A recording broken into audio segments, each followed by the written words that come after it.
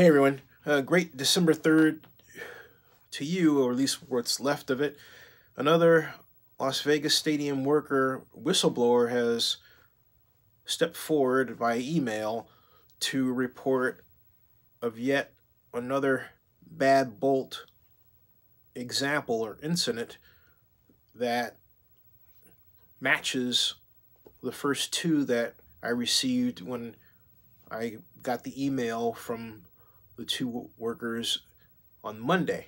Yeah, this one came at 6:29 p.m. Central Standard Time, and it goes like this. Mr. Abraham, I read your recently published article in regards to bolts in the roof structure. However, there are far more bolt issues in the truss columns as well. I was a foreman on that site. I left out the dates with which the worker was active on the site so that it would be harder to identify the person, since they took the risk of sending this email again out of the blue. At any rate, the person writes, glad to see this come to light. Can explain more if needed later. Anyone tell you about the hydraulic crane that flipped over inside the ball? That, and this is a name of it, reliable crane, cut it up in pieces and hauled it away the same night. Never reporting it to OSHA, so Occupational Safety and Health Administration. So I asked for more information on that, and this person responded, the crane flipped over in July during night shift operations. An oiler, operator in training, was practicing inside the ball area without having his outriggers placed properly and turned over the 65-ton crane. The oiler was not injured, but reliable crane service, who owned the crane, came in immediately after the incident. They cut the crane into pieces and hauled it away before day shift arrived. Mortenson and McCarthy were aware of the incident and swept it under the rug. I'm reading it just as this person wrote it. I didn't make any attempt to change grammar or punctuation. As far as the bolt issue, this person continues, I oversaw a detailed crew of iron workers responsible for the install and torque of structural bolts. During the torque process, bolts were breaking in half.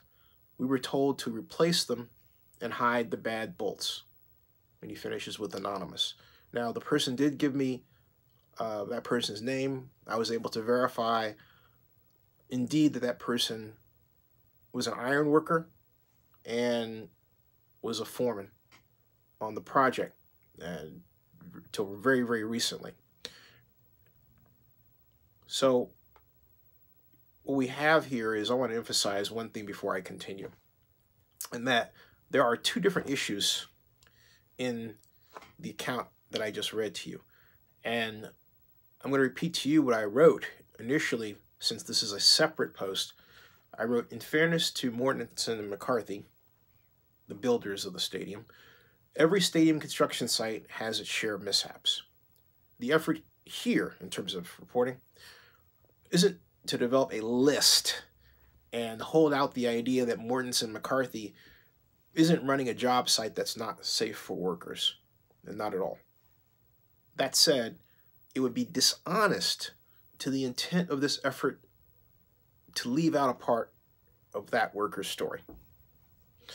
The claims regarding the bolts and their conditions are not so much, quote, worker safety issues, unquote, as they are structural integrity issues.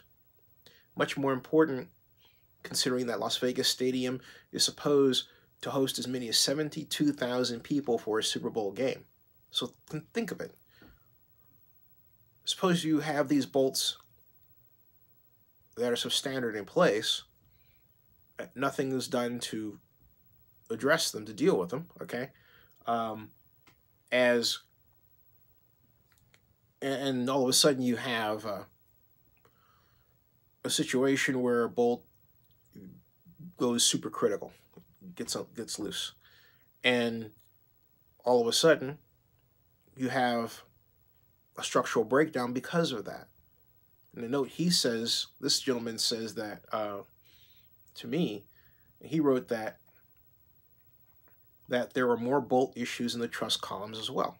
All right, and he also says that they were told to replace them and hide the bad bolts. And my question to him was, what was done with the bad bolts? You know, but the good news is that they were told to replace them.